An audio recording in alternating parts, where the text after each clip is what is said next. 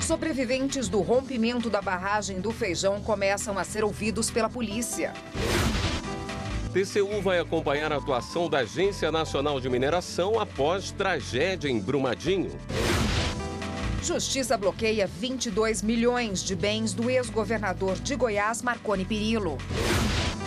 Lei do Distrato exige maior cautela na hora da compra de imóvel na planta. A principal vantagem dessa lei veio para dar uma segurança jurídica à relação existente entre consumidor e construtora/incorporadora. Ministério Público Federal quer retirada de salinas de áreas de preservação ambiental. E na série de reportagens especiais sobre as ameaças aos recursos hídricos, como o aumento populacional pode interferir nas reservas de água nas cidades. Assoreando esta região aqui, poderá faltar água para essa população que pretende se instalar exatamente aqui.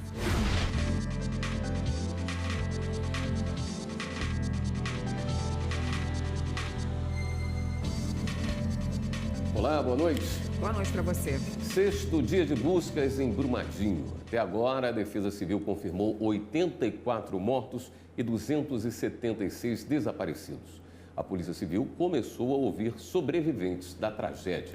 Hoje também a juíza de Brumadinho, Pela Saliba Brito, determinou a imediata paralisação das atividades do empreendimento de mineração em Birité, no Córrego do Feijão. A repórter Fernanda Porto tem outras informações para a gente. Boa noite, Fernanda. Boa noite, Érica. Boa noite, William. Boa noite a todos. A decisão é para evitar um novo desastre no local. Ao fazer o pedido de paralisação das atividades da mineradora, o Ministério Público alegou que a mineradora Ibirité fica muito perto do local em que houve o rompimento da barragem no Córrego do Feijão e que continuar com as atividades coloca em risco funcionários e também toda a comunidade da região. Essa não é a primeira vez que a Justiça desautoriza a mineradora Ibirité Ltda a explorar minério de ferro no local. Em novembro de 2017, a Justiça proibiu o uso do método de quebra de rochas por causar grande vibração e possíveis danos às estruturas das barragens. Érica, William.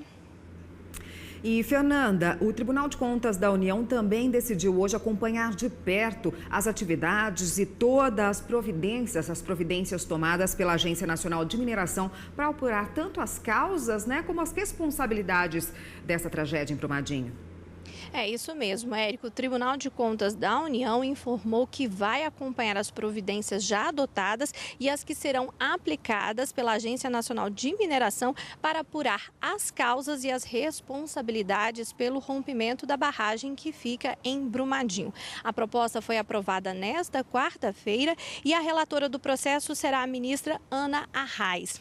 Desde o ano passado, o TCU disse que está realizando uma fiscalização com a finalidade de acompanhar toda a estruturação e também exploração do setor em todo o Brasil. E hoje também a Polícia Civil de Minas Gerais começou a ouvir os sobreviventes da tragédia de Brumadinho. Hoje 5 pessoas foram ouvidas. Esses depoimentos vão ser anexados a todos os inquéritos a toda a apuração que está sendo feita para identificar as causas dessa tragédia que vitimou mais de 80 pessoas. Érica, William. Obrigado, Fernanda. O Ministério Público Federal em Goiás conseguiu na Justiça o bloqueio de bens imóveis do ex-governador de Goiás, Marconi Perillo, da família Rincon e de outras 3 pessoas. A decisão da 11ª Vara da Justiça Federal é do último dia 6 de dezembro e só foi divulgada agora, depois que a ordem foi cumprida, já que antes estava sob sigilo. A medida se deu no âmbito da Operação Cash Delivery, que apura suspeitas de corrupção, lavagem de dinheiro e associação criminosa atribuídas a Perillo por executivos da Odebrecht. O valor limite do bloqueio chega a quase 22 milhões de reais. A Polícia Federal deflagrou hoje a Operação Pedra do Caminho 2. Policiais federais cumpriram 4 mandados de busca e apreensão nas cidades de São Paulo e Salvador. A operação investiga indícios de corrupção de servidores públicos durante as obras do Rodoanel, trecho norte, por uma das empreiteiras contratadas. Os mandados foram expedidos pela Justiça Federal de São Paulo. No Rio Grande do Norte, o Ministério Público Federal quer a retirada de salinas de áreas de preservação e a realocação da produção de sal.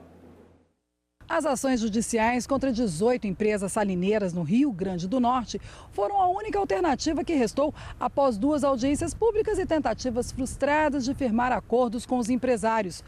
Todos mantêm ilegalmente atividades em áreas de preservação permanente protegidas por lei. O uso não pode ser regularizado. Foi sugerido aos proprietários que concluam a remoção no prazo de 4 anos, podendo ser prorrogado por igual período, sem que os empreendimentos percam sua viabilidade econômica. As áreas irregulares representam apenas 10% do espaço ocupado pelas salinas. O MPF requer às empresas não só a desocupação das áreas, mas também a promoção de algumas compensações a partir da elaboração do plano de recuperação das áreas degradadas, conforme o que já foi mapeado e sugerido pelo Grupo de Trabalho do Sal. Uma pessoa com surdez moderada garantiu na Justiça o direito de concorrer às vagas destinadas a deficientes em um concurso público. A 5ª turma do TRF da Primeira Região levou em consideração as opiniões de médicos especialistas juntadas no processo que classificam a perda auditiva da autora como moderada e bilateral.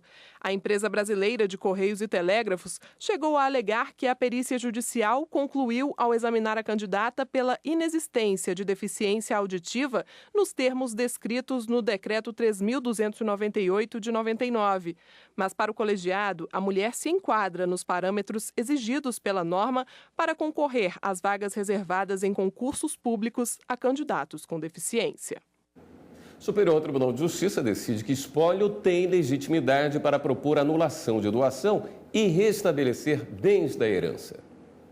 Em 1999, uma mulher recebeu 80% do total das cotas da empresa de um homem com quem mantinha um relacionamento extraconjugal.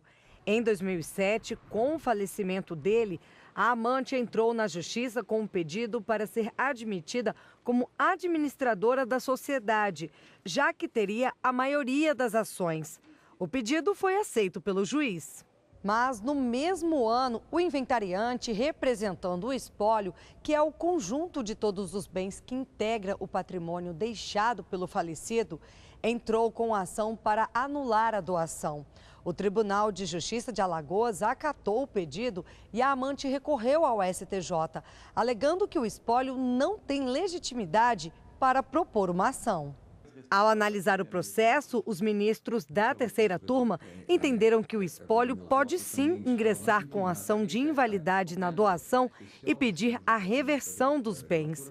O ministro relator do caso, Vilas Boas Cueva, explicou no voto que, enquanto não é feita a partilha de bens, o espólio representa os interesses dos herdeiros e, por isso, não há espaço para falar em ilegitimidade ativa. Este advogado esclarece que a pessoa responsável por administrar o espólio faz o levantamento do patrimônio deixado e depois realiza a partilha. O espólio, vamos supor, é uma pessoa jurídica. Ele tem um administrador, que é o inventariante. Então, o inventariante descobriu que existe um bem que pode ser trazido à herança, que pode ser partilhado, ele não precisa da anuência dos demais herdeiros. Ele mesmo pode, como inventariante, em nome do espólio, buscar esse bem, manejar a ação, ser o polo ativo da ação. Ele não precisa da autorização expressa dos herdeiros e mover a ação em nome dos herdeiros, mesmo porque o inventariante não precisa ser, em regra, um herdeiro ou a meieira. Pode ser uma pessoa nomeada pelo juízo. E no próximo bloco, lei sobre distrato exige cautela na hora da compra do imóvel na planta. Essa desistência ela acarreta prejuízos para o comprador e para o incorporador.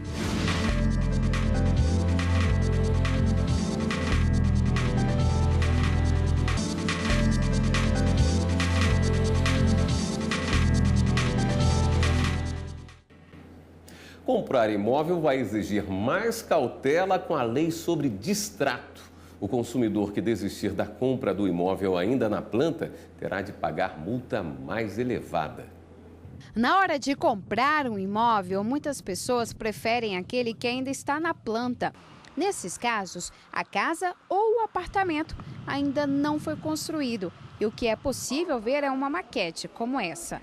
Mas o pagamento já começa logo após a assinatura do contrato. Para ficar pronto, um prédio desse leva em média entre 1 e 2 anos. Acontece que durante esse tempo algumas pessoas desistem do imóvel ou ficam inadimplentes. É quando ocorre o chamado distrato e o contrato é reincidido. Dados da Associação Brasileira de Incorporadoras Imobiliárias apontam que de outubro de 2017 a outubro de 2018, das 109 mil unidades habitacionais do país, mais de 21% sofreram distrato. Desde o final do ano passado, o país tem uma lei que fala como deve ser devolvido o dinheiro que já foi pago.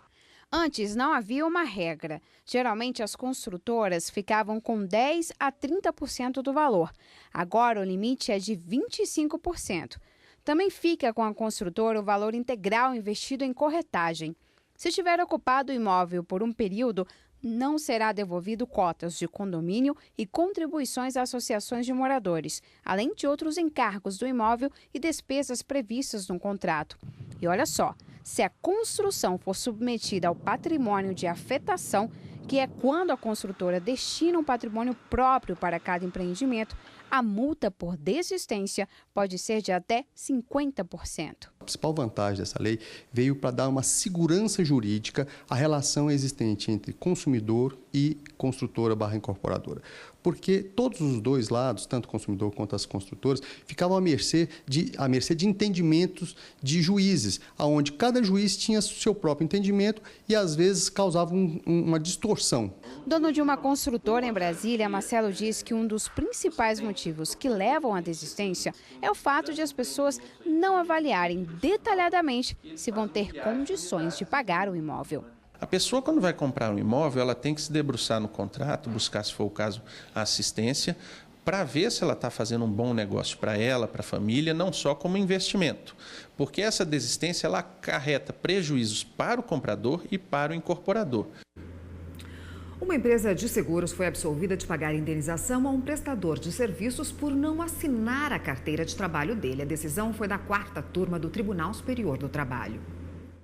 O analista de TI prestava serviços para a seguradora Sompo Seguros, em São Paulo, mas era outra empresa que pagava os salários dele. Na ação trabalhista, o empregado pediu reconhecimento de vínculo de emprego direto com a tomadora de serviços para ter direito à rescisão devida e pediu também indenização por dano moral pela falta de registro na carteira de trabalho. O Tribunal Regional do Trabalho da 2ª Região, em São Paulo, havia aceitado os argumentos do analista. Para o TRT, a empresa desrespeitou os direitos do empregado por não assinar a carteira de trabalho.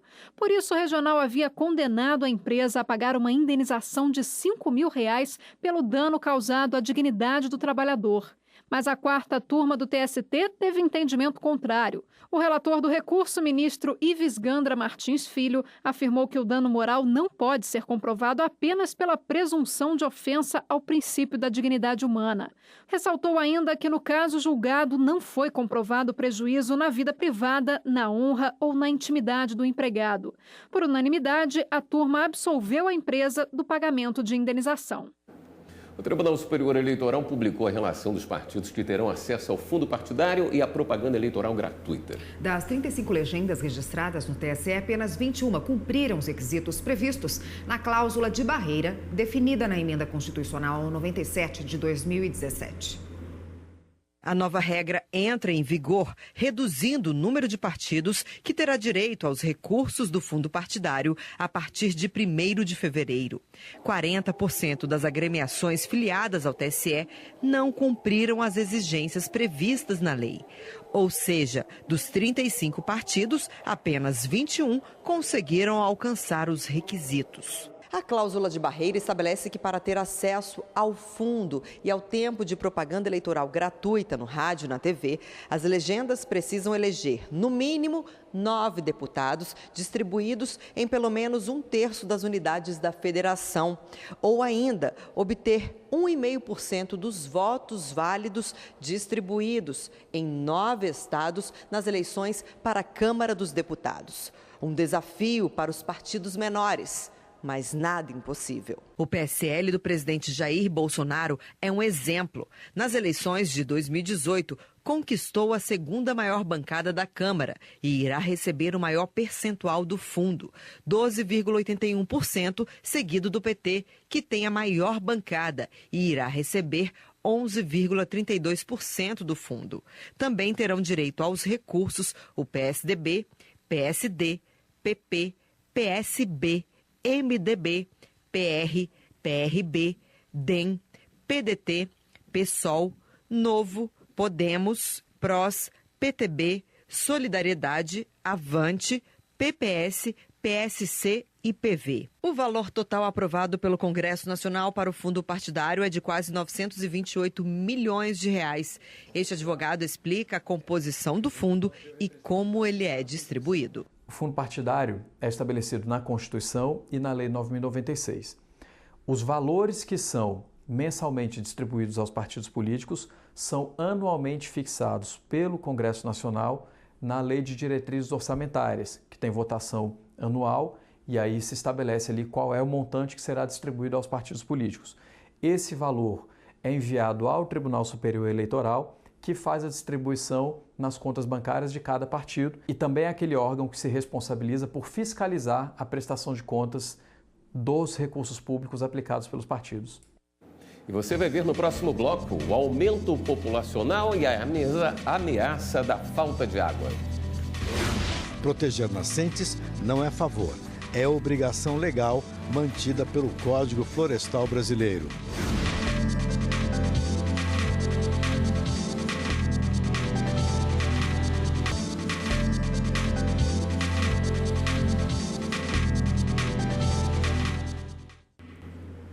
Você vai pegar o vestido na lavanderia e descobre que ele sumiu no dia da festa. E aí? Cabe indenização por dano moral? Viviane Novaes vai buscar a resposta. Nesta lavanderia, toda peça que chega segue o mesmo protocolo. Os atendentes fazem uma vistoria na roupa e conversam com o cliente. A gente faz assim o máximo possível para entregar a roupa de uma maneira muito intacta, muito bem trabalhada, de um modo muito profissional para o cliente. A peça recebe uma etiqueta de identificação e o consumidor este comprovante. Olha a descrição: vestido cor azul. A marca também está escrita. O papel diz que a peça está desbotada e rasgada. Tanto cuidado é para evitar situações como a que ocorreu este mês no sul do país. No Rio Grande do Sul, vestido de festa de uma consumidora sumiu na lavanderia. Ela iria usar a peça no dia da retirada na loja. A consumidora entrou na justiça pedindo indenização por danos morais, mas o juiz não aceitou. A lavanderia já tinha indenizado a mulher em R$ 600 pelo sumiço do vestido. Segundo o Instituto Brasileiro de Estudo e Defesa das Relações de Consumo, o Superior Tribunal de Justiça entende que o dano moral só cabe em situações muito específicas. O STJ tem uma decisão que de extrato comercial, de falta de cumprimento comercial, cabe somente o dano material, a não ser em caso de plano de saúde, porque aí você coloca em risco a vida do consumidor.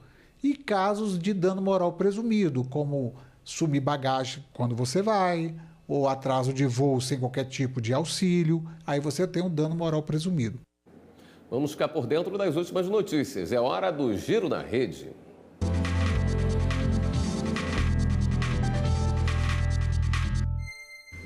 A repórter Carla Lucena é quem está hoje lá na redação do Jornal da Justiça e vai nos atualizar sobre as últimas notícias.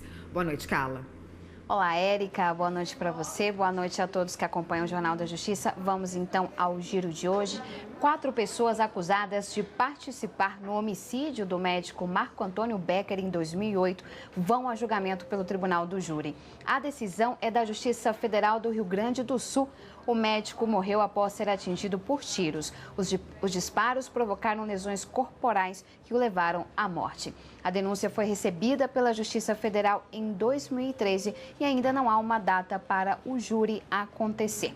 E olha só, o Ministério Público Federal denunciou hoje o prefeito do município paulista de Mauá, Átila Jacomozzi, e outras 9 pessoas. Eles são acusados por fraude de processo licitatório, corrupção e formação de organização criminosa. Segundo a denúncia, o prefeito recebeu pagamentos indevidos durante as eleições de 2016. A denúncia foi encaminhada ao Tribunal Regional Federal da Terceira Região.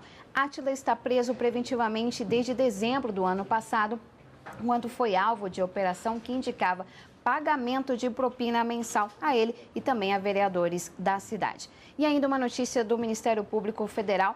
O MPF moveu ação civil pública com pedido de urgência para que sejam adotadas medidas para impedir maiores danos ambientais nas praias de Arraial do Cabo, no Rio de Janeiro.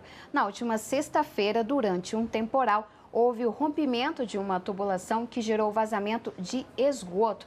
O MPF deu prazo de 60 dias para que a prefeitura descontamine as praias. Caso a decisão seja descumprida, o Ministério Público pede que seja aplicada multa diária pessoal ao prefeito de R$ 5.000. E a gente termina o giro de hoje com uma notícia do CNJ. O Conselho Nacional de Justiça, tribunais de contas e órgãos do Poder Judiciário iniciaram o diagnóstico das obras paralisadas no Brasil por causa de decisões judiciais ou suspensas pelos tribunais de contas. A ideia é identificar e dar prioridade à solução dos processos e permitir a retomada dessas obras.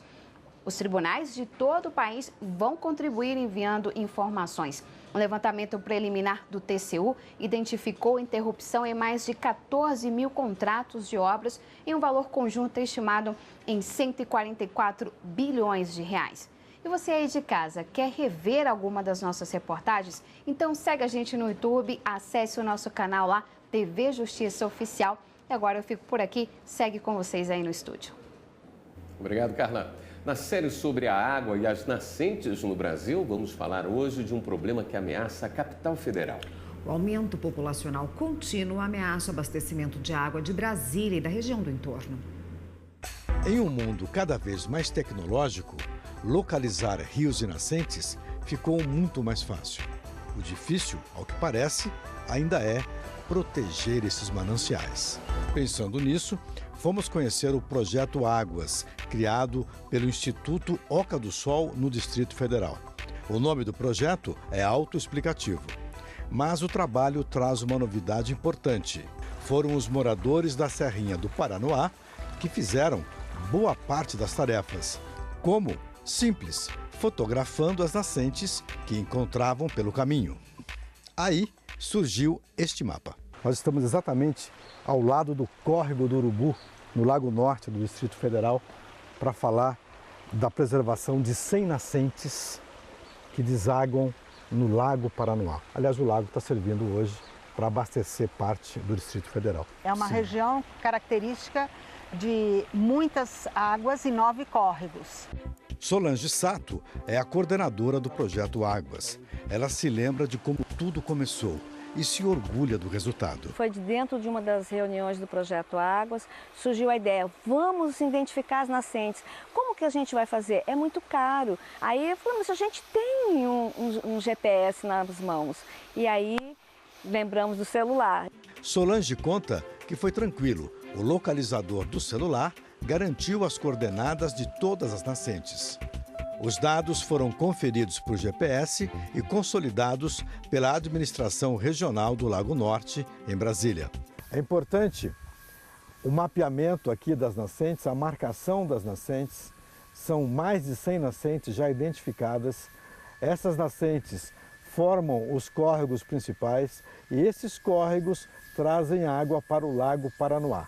O ponto crítico dessa região é essa área amarela. Ela é densamente verde, mas deve ser desmatada para virar um bairro do Distrito Federal. A obra aqui nessa região deve jogar terra para dentro do lago e provocar um grande assoreamento.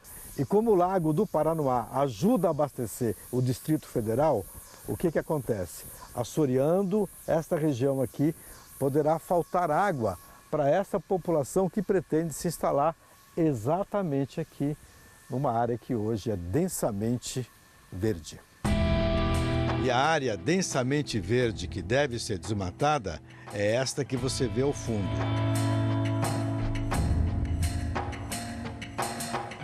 Proteger nascentes não é favor, é obrigação legal mantida pelo Código Florestal Brasileiro. O Ministério Público entende que os projetos precisam ser otimizados para atender à demanda populacional sem causar impactos desnecessários à natureza. O que acontece é que a nossa legislação, a legislação brasileira, ela protege a nascente. O local onde tem a nascente, um raio de 50 metros em torno dessa nascente é protegido. Só que a nascente ela é mais ou menos como uma torneira, é onde a água surge. Só que ela precisa entrar em algum lugar antes de surgir. E ela entra onde? Nas áreas de recarga. A área de recarga é exatamente o espaço ocupado pela vegetação nativa. Árvores, arbustos e capim funcionam como adutores de água para o solo. Um bairro no meio de qualquer serra ou floresta, por exemplo, impediria a entrada de água até o lençol freático. O projeto habitacional trará milhares de pessoas para esta colina, uma das mais altas da capital federal. Diante do maltrato ambiental, só há um caminho: reflorestamento lento e gradual, com espécies nativas. Marcos usa a estatística para dizer que a população do Distrito Federal cresce cerca de 60 mil pessoas por ano. Temos uma metodologia na qual as pessoas comuns entenderam o valor de ter sua nascente mapeada, ter ela então protegida, porque ela passava a existir oficialmente, e recuperada nos casos em que se fez necessário. Esta edição do Jornal da Justiça fica por aqui. Uma boa noite para você. Continua agora com a programação da TV Justiça e a gente se vê amanhã. Até lá!